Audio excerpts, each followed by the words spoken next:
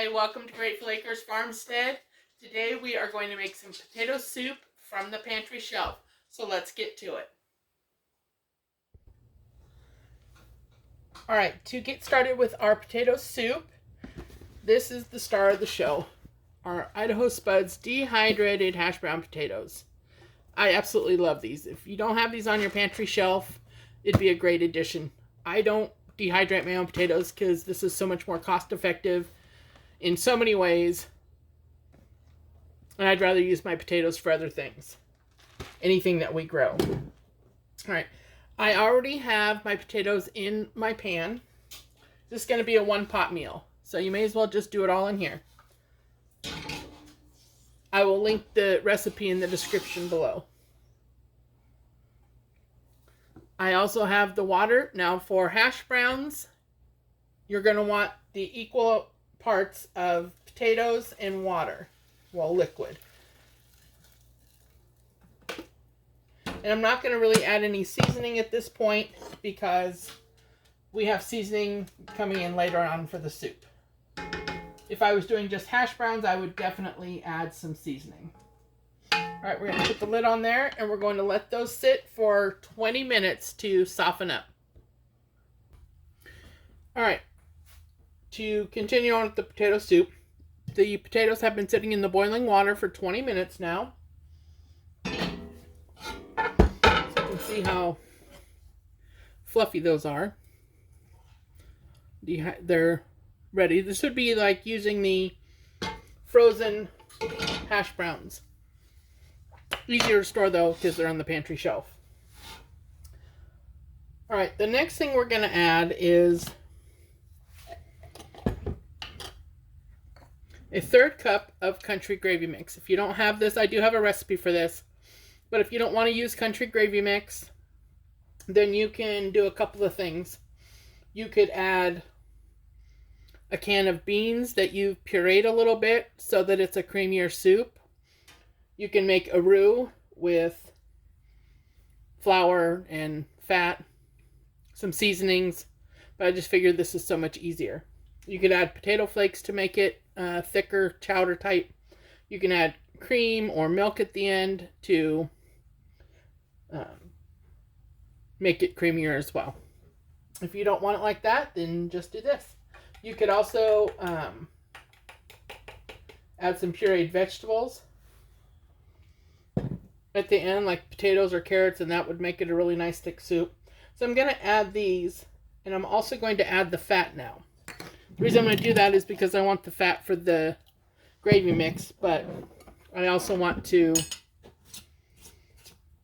not worry about the fat in with the liquid. I'd rather have it a little bit now so it could melt. I'm going to put 2 tablespoons of some ghee. You can use any fat that you wish. I'm going to add those in.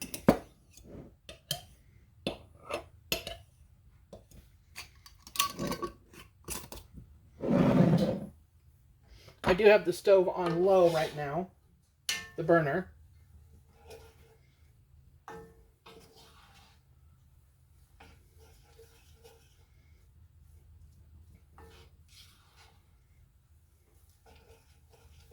So the potatoes have been coated with the country gravy mix.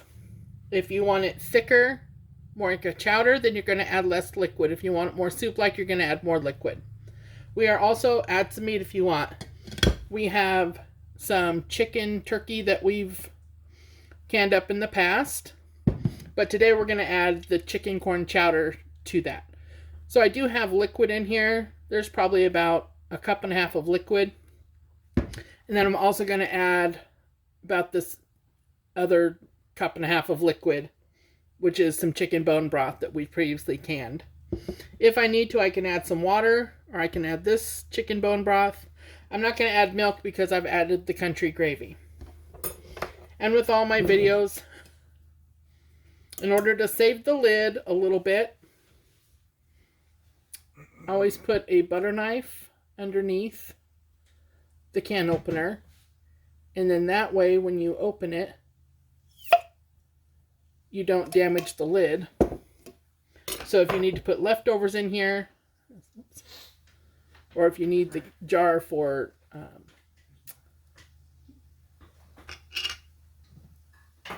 dried cans of food.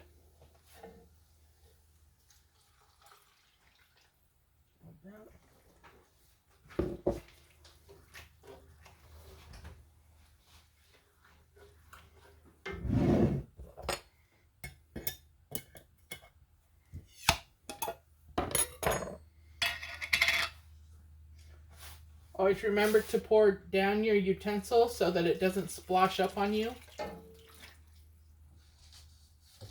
Feel free to add onions or garlic, celery, but I've already added onions to my chicken corn chowder.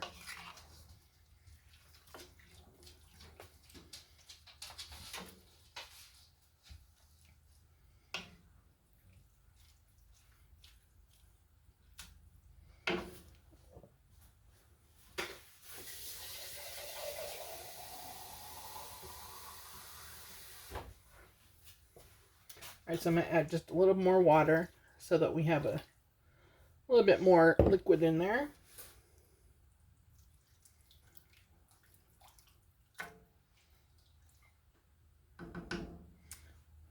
I'm going to turn the heat up to a medium. I'm going to bring you in for a closer look. So I'm going to let this sit for about 20 minutes. I'm going to go ahead and cover it because it'll heat up faster. Cover that and let it simmer for about 20 minutes. Alright, I want to show you, I'm going to add a little more of my country gravy mix. However, since it's already warm, the soup is already hot, if you put the gravy mix right in here, it's going to just clump in your soup. So this is how you're going to add this. You can also add cold water. I just figured I'd show you this way. So I put just about a quarter cup worth of the hot liquid. I'll let that cool down just for a quick moment. Then I'm going to add my country gravy mix to this and make a slurry and pour that in here. Alright, so I've added my country gravy. You can use a fork to make it into, whisk it a little better than this is, but the less dishes, the better. Since I had to measure it out of there anyway. This was 3 tablespoons of gravy mix added to this. Alright.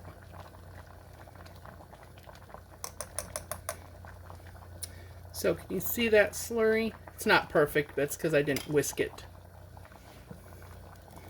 I'm going to pour that in there.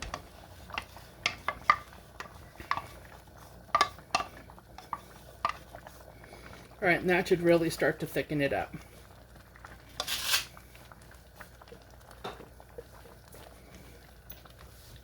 You see the difference already? It smells delicious.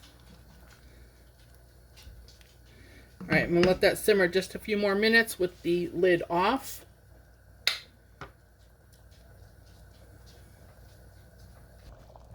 Alright, so the soup is done. The oven is turned off, or the stove's turned off. Look how beautiful this is. And don't forget to taste for seasonings throughout.